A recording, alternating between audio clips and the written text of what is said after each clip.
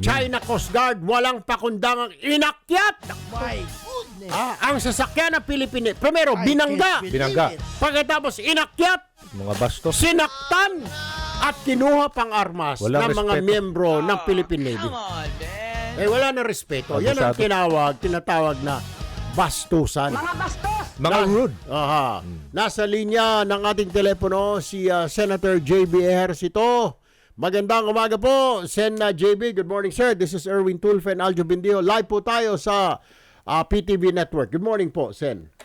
Yes, good morning akong Erwin at good morning sa iyo, Aljo. Morning po, sir. Sir, reaction lamang doon sa nangyari. Parang kawawang-kawawa naman yung mga tao po natin. Binomba na ng tubig, binangga pa, sinaktan pa, tapos kinuha pa yung kanilang mga armas ayon sa isang report. Ano po ang reaction nyo rito, Sen? Kong Erwin, Aljo, sa tulad niyo bilang isang Pilipino nakakagalit, no? Opo. Wala ka nang pwedeng ibang maramdaman. Galit na dahil sobra na itong pababastos. Oo. Hindi lamang sa ating mga kawal, kundi sa ating bansa na ito dahil ating mga armed forces ito, no? Mga sundalo natin ito para sa kanilang basain, banggain ang ating vessel at saktan at kunin ng armas. Ito isang act of war na ito, Kong Erwin. Tama po. Benjo, no? Sobra na itong ginagawa ng China sa atin. Oo. Sir, may mga nagtatanong ngayon, ay pwede na bang i-invoke ang Mutual Defense Treaty dito? Dahil kanina, nagpalabas na ng statement o kahapon ng US State Department na maaari na raw po i-invoke ng Philippine government yung tinatawag na Mutual Defense Treaty para makasama na Philippine Navy natin, ang mga puwersa natin, ang US forces, Navy or Coast Guard, what have you, dyan sa West Philippine Sea.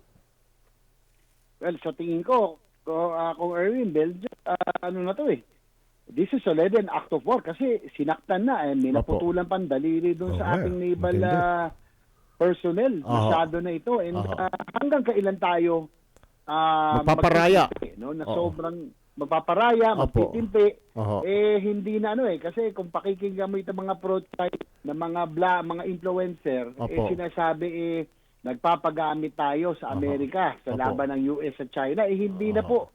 Pinaglalaban natin dito, teritoryo na po natin at kawal na po natin ang nasugatan po rito. Alright. So, with this, Sen, ano hong magiging action ninyo, hakbang ninyo collectively dyan po sa Senado? What can we expect, sir? Well, siguro pagkabalik, tignan natin kung anong pwedeng resolution. Talagang dapat na talagang kundina ito. Pero nakakalungkot lang dito kung Erwin, Aljo, nakailang note verbal tayo, nakailang diplomatic protest. Tama po. Hindi naman pinakikinggan sir. ng China. Ang sa atin lang, on our part, kung Erwin, siguro magtulungan tayo. We really support our AAP modernization na ilang taon itong naantala dahil sa budget cuts sa AAP modernization dahil hindi ito pinaprioritize. Hindi naman natin kailangan tapatan ng China but we need to have that minimum credible defense posture, yung respectable na hindi tayo binabastos. Ayun. Alright. Senator J.B. Ejercito, maraming salamat, sir, sa pagpapaunlak sa amin ngayong umaga. Good morning po. Good morning. Salamat po, Erwin. Ako, positibo ako. Optimistic ako dito. Pag na-file ng resolution, Bukas na bukas. tutugon ng Senado dyan. Bukas na bukas, magpapile ako ng House Resolution. Yan. Invoking the Mutual Defense Treaty. na. Ito na po. Wala na. Nasa linya si Dr. Romel Banlawi, ang Pangulo ng Philippine Society for International Security Studies.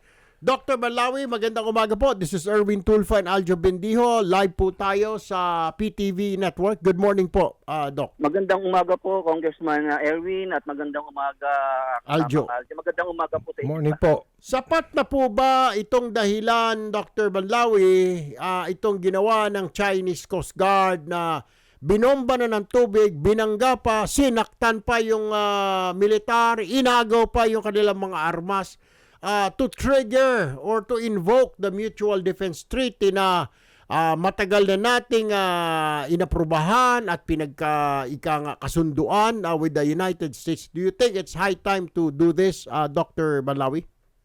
Naku po, ako ay nababahala kung i-invoke po natin ang Mutual Defense Treaty dahil para po sa akin ay sana po mapigilan natin ang sitwasyon na mapipilitan ang Pilipinas na ma-invoke natin ang Mutual Defense Treaty dahil sa escalation of conflict sa West Philippine Sea. Ayoko po na dumating po tayo sa ganyang punto. Kung may pagkakataon pa tayo, mga paraan na pwede pa nating i-exhaust na para maiwasan ang pag-i-invoke na yan, ay i-exhaust po natin. Wag po tayong magsasawa, mauubusan ng pasensya sa pag-i-exhaust ng mga peaceful options. Pero, kasi once Doctor, po i-invoke natin, Dr. Banlawi, the problem is, ang kawawa po yung Coast Guard natin, nabobomba ng tubig, nasakta, naputulan pa ng daliri. Hanggang kailan po magpaparaya tayo na sasabihin natin we have to exhaust all effort? We have already, I believe, exhausted all effort, sir. Ilang daan na po, note verbale, diplomatic protest, pati patawag sa ambasador, nanawa na ho yung ambasador ka pupunta sa kung saan-saan. Wala pa rin ho nangyayari. Ayaw naman ho nilang pakinggan, and China, ayaw ho nilang tanggapin yung arbitral ruling. So, what other options do we have, Dr. Banlawi? ang katanungan ko po dyan ay tayo po talaga ay handa na i-invoke ang Mutual Defense Treaty.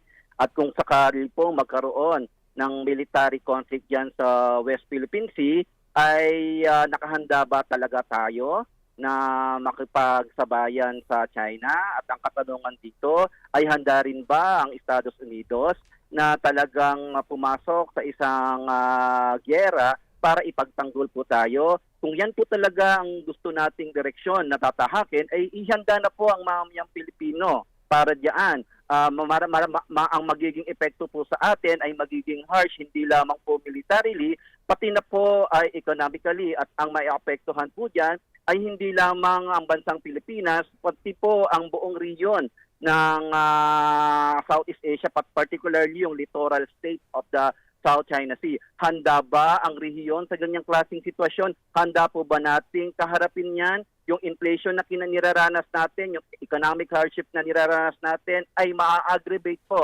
Handa po ba tayong harapin ang mga yan? Yan po ay may consequences. Kaya nga ako po ay natatakot dahil pag nagkaroon po ng actual military conflict sa West Philippine Sea, ay maghihirap lalo ang ating sitwasyon. Kaya nga po ang aking pong panawagan ay wag po tayong may uubusan ng pasensya para i-explore lahat ng mga approaches. Pag may namatay na ho, Dr. Banlawi, halimbawa po, wag naman po ganun. Pag may namatay, pwede na, sir. Hindi pa rin. Kailangan pa nating pag-aralan pa rin. Hindi po issue kung may namatay o hindi. Ang issue po diyan ay handa po ba nating harapin ang isang gyera sa West Philippine Sea. Ang problema kasi, Dr. Banlawi, one life loss is too many. One too many for serviceman man po lang yan, sir. Private man yan, corporal. Pero isang buhay po is mahalaga. That's already one Filipino life loss. Ngayon po, wala pa. Injured pa lang po. But do we wait for that moment? Kasi nga po, hindi po, kaya nga po, wag po tayong maghintay na humantong po sa ganyang klaseng sitwasyon. Kaya nga ang panawagan ko ay talagang mag-usap yung two parties concerned. Kasi ang nangyayari po, nakikita ko po sa sitwasyon on the ground, nagmamatigasan po yung both parties. Pinaninindigan natin yung ating position at naninindigan din naman ang China. May hardening opposition for both parties. Pag hardening po ang position for both parties at hindi sila open to manage their differences, talaga po yan ang po kakahantungan po natin, military conflict. Kung yan po ang kagustuhan po ng pamahalaan natin, ay ipaghandaan po natin. Siguro nga po, sir, kasi wala na ho nangyayari dahil nakailan. Siguro, parang ang punto po ninyo, Doc, na nagigets ko na, pagparaya na naman tayo. Hindi po. Kasi that's the only way, Dr. Banlawi. That's the only way na sinasabi mo, we have to avoid armed conflict. We have to avoid this situation. Naintindihan ko po where you're coming from. Wala ho tayong kalaban-laban. Pero until when do we have to be patient, Dr. Banlawi? Until when? Wala pong hope is spring eternal. So gusto ko lang pong bigyan ng halimbawa yung settlement of disputes na pinasok ng China with other countries. Alam niyo po ba na more than 400 years nakipag-negotiate ang China para makuha ang Macau from Portugal? At umabot po ng more than 200 years na nakipag-negotiate ang China para mabawi ang Hong Kong from Great Britain. So ibig sabihin, ang kinakaharap po natin ay may mahabang pasensya sa peaceful settlement. Pero Dr. Banlawi, hindi naman po gumamit yung Portugal at saka yung Great Britain na mga navy nila para tabuyin ang China, Dr. Banlawi. Hindi po. This is different po. Meron po silang harsh military actions against the Chinese po during the course of their negotiation. Meron po talagang mga military actions po sila. Nakaranas po sila ng mga military actions from these countries. Pero ngayon po, ang sa akin po, ay kung talaga pong desidido tayo pumasok sa isang gyera, ay No, we're not talking about Babantayan na war, siguro. Dr. Banlawi, because invoking the Mutual Defense Treaty is asking the United States to accompany us in patrolling the West Philippine Sea. Ang challenge ko po, Congressman Erwin, ang challenge ko po, Aljo, ay sige, i-invoke natin and let's see kung ano ang magiging response ng US para masubukan na po natin yan. Tama po. Sige po, gawin po natin yan. Alright. Para po masubukan natin kung hanggang saan talaga ang paninindigan ng Estados Unidos para i-defend po tayo. Actually, sila Sige po nagsabi, sige po. ang State Department po ang nagsabi na the Philippines can now invoke the Mutual Defense Treaty. Yun Sige po po, yung sinabi sa media news release po nila. Anyway, po. Dr. Banlawi, salamat Opo. po. Thank you po for your time. Thank you po for your opinion. Maraming salamat po, Appreciate it. Congressman Salamat po. Aljo. Salamat po. Yan. Intindihan natin ang panig ni Dr. Banlawi. No? Pero yun, tama yung sinabi mo. Hanggang kailan tayo magparaya? Andayan ba na? Hanggang, kasi yan lagi simulat sa pulpa, hindi natin kaya. Hindi naman natin sinasabi na magigera Yun. tayo by Aljo. Meron na tayong katuwang. Sinasabi lang, sumahan tayo, tulungan tayo sa pagpapatrolyada sa Tama. West Philippines. Kasi Nandun yung barko nila. tayo. Oh, yan. Nandoon na yung People's Liberation Army Navy. Ang tayo, mga barko natin, ang liliit kasi liit na matchbox. Saka ilan lang. Ilan lang. Sila, daan-daan. Di patrollan din ng 7th Fleet yan. Mag-station na dyan ng US Navy. Yun ang sinasabi natin. Hindi naman sobra tayo. Doon lang tayo sa territorial waters natin. Para bantayan. Exactly. Ayan. Kagaya kayungin yan, exclusive economic zone. Or hindi, di ba? We can invoke parang peacekeeper, Yan. yung United Nations. Tama, That's what peacekeeping. I'm saying, di ba? Na magbantay, China, teka muna, doon ka lang boss dahil dito sa Pilipinas ito. That's what we're saying. We're not invoking war. Hindi naman, sino bang buang na lalaban ka sa China? Kahit na ika nga at powerful nations, alam naman nila. Pero, yung sinasabi, hanggang kailan? Tama. Diba? Ang kawawa, kailangan bang antayin pa natin may mamatay? We're just saying na tulungan tayo, mutual defense. Defense yan tawag eh. Tama. Hindi naman mutual offense or war. Yeah, tama. Defense treaty. Defense. Para kang dyan, traffic enforcer. Nasa Exactly. gitna ka dyan. Sandali lang. Right. Lumampas ka na sa beating the red light. Kung hindi, kung ayaw ni nila, edi yung United Nations. Magpadala ng peacekeeping force. Tama. Dito. Para, teka muna yung United Nations magpadala ng peacekeeping force. Okay, Parang ginagawa na sa mga African nations. Pwede rin magpatulong tayo sa International Red Cross para sa humanitarian mission. Yan ang sinasabi ko eh. Hindi naman ito mutual offense treaty. Tama. Hindi ko naman natin sinasabi Defense. magigirahin na natin ang China. Protektahan din natin yung mga tropa natin. Kahit naman. na isa ho yan, naputulan ng hinlalaki ho yan. Okay? Hudyat Paano yan. na lang hustisya para sa kanya? Di ba? Porque ba siya ay ordinaryo yung Navy private lang? Ganun-ganun na lang? Kasi inaantay talaga ng China rito kung inuudyokan. Napansin Hanggang mo? kailan kayo magpapasensya? Kaya nga nagpa-press release kagad yung mga buwang kahapon. Binangga kami ng Pilipinas. Yun. Kami ang binangga. Halata, may ginawang katarantaduhan. Nasa linya ng ating telepono ang isa sa mga tanyag na political analyst ng ating bayan by Aljo. Walang iba kundi si Attorney Ed Chico. Attorney Chico, magandang umaga po. This is Erwin Tulfo and Aljo Bendijo. We're live sa PTV Network Nationwide. Good morning po. Good morning po sa mga idol ko, Kong. Sir Aljo, good morning po. Sa inyo po sa mga tagapakinig. Morning. Attorney, what options do we have May nagsabi kanina na subukan pa rin not verbale, diplomatic protest, etc. Pero it's not working na po talaga. We've been doing this since time immemorial, since time of Pinoy pa. It's not working. So, what do you suggest? May mga nagsasuggest po dito ng mga viewers natin na baka pwede na, even the State Department is saying to invoke the Mutual Defense Treaty. What are your thoughts on this, Attorney? Well, una sa lahat, gusto kong sabihin na maganda yung posisyon ni BBM on this issue. No? Malinaw yung kanyang pakikibaka, malinaw na nilatag niya yung kanyang paninindigan, pagtatanggol natin itong teritoryo na ito. At ito yung dahilan kung bakit yung China ay nababahala. Opo. Ngayon, sa tingin ko, kinakailangan i-balance niya ang mga bagay-bagay. He needs to strike a balance between pursuing peace on the one hand, and making sure that our sovereignty remains intact. Ano? Right. So, ibig ko sabihin, paano gagawin ito? Pwede kang mag-file ng diplomatic protest left and right. Ang purpose kasi ng diplomatic protest is not actually to deter China, but more or less, to register yung continuing objection about what China has been doing. Alam mo, sa batas bilang abogado, ginagawa din namin sa korte yan na kahit na hindi kami pinigbigyan ng korte, ng judge, nire-register namin yung continuing objection para at some point in time, later on, masasabing hindi namin give up yung aming karapatan dyan. So the President can still do that. But the President has to do much more. Ano ibig sabihin? Without necessarily provoking anything, without necessarily triggering anything, ang pwedeng gawin ng Pangulo ngayon is to come out publicly, call out on the U.S., remind them of the Mutual Defense Treaty, without necessarily asking the U.S. to intervene now, because I'm pretty sure the conditions are not yet ripe for that. Yung circumstansya hindi pa enough para makialam mga Amerika. But publicly, kailangan gawin na mismo ng Pangulo na i-call out ang Amerika, remind about the Mutual Defense Treaty. Bakit? Dalawang bagay. Unang-una, ang Amerika, ang problema sa Amerika, sometimes the U.S. would not put its money where its mouth is. Anong ginawa nila dito sa Russia, sa Ukraine? Sila, ambivalent sila. So, kinakailangan publicly i-remind sila na meron tayong Mutual Defense Treaty. And by going public, para ipakita din sa China na handa din kami. You cannot do that. Na hindi kami makikipag-away, walang manggagaling sa amin na act of aggression.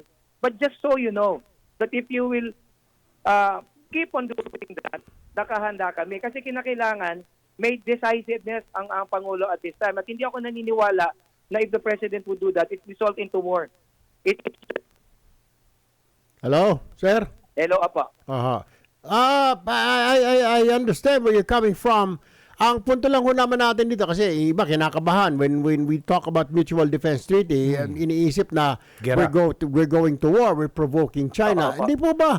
Ang pagkaintindi ko sa Mutual Defense Treaty na sa ilalim niyan ay yung Enhanced Defense Cooperation Agreement na sasamahan tayo sa mga patrolya ng US Navy o ng kanilang US Coast Guard o US Air Force para mabantayan yung territory natin dahil napakalawak po yan. Pero it doesn't mean to say na we're going to war. Tama po ba? That's what I'm thinking of, Attorney Chico. And tama-tama po yung sinabi nyo, Kong. In fact, napakaganda niyang sinestyon niya na yan. Kasi yan naman yung plano all along . In fact, hindi lang naman US yan . Even Australia, Japan, even France. They've all committed to providing assistance. So now is the time, I guess, for BBM to actually get things done relative to that. Kinakailangan kausapin ng mga bansa na ito na, di ba pinangako ninyo na magpatrolya tayo jointly. Parang ang analogy lang siya, may bully. Pag binubuli ka ng isang mas malaki sa iyo, sama mo yung kapatid mong mas malaki, tatlo mong kapatid na mas malaki, di mag-quick daw yan. Because kita mo naman yung mga pronouncements ng China, sobrang pambabastos na yan sa atin. And I guess, it's about time yung mga bansa na yan ay gawin yung dapat nilang gawin without necessarily provoking a war. Ang ganda po ng sinabi niyo po, Kong. Alright. Pero sa proseso lang talaga, Attorney Ed, no? Magpaalam muna talaga sa Congress. No? Itong pag-invoke ng Mutual Defense Treaty sa Amerika. Tama. Opo. Alright. Okay. Pero publicly, dapat sabihin na natin na handa tayo sa ganyang mga bagay. Okay. Attorney Ed Chico, political analyst. Sir, salamat muli sa inyong pagpapaunlak sa aming panayan. Thank you po, sir. Good morning. Salamat din po. Thank you po. Sa tanong na handa kami. Handa ako. Depensahan ang bansa. Siyempre, bahay mo yun. Pag pinasok yung bakuran mo, hayaan mo lang. Yan na nga. pinasok yung condo unit mo, sinira yung pinto. Alam nga naman yan.